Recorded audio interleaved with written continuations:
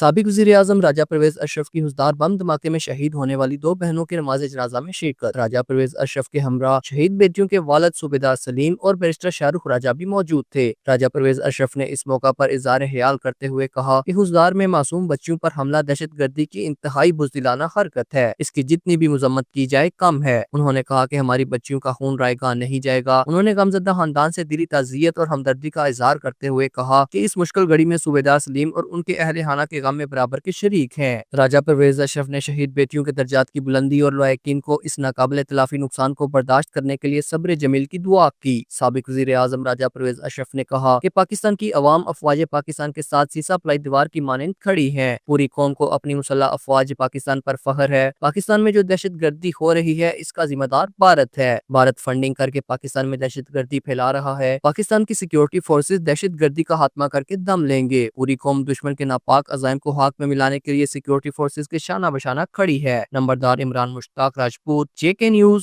چوک پنڈوری، colour سیداں۔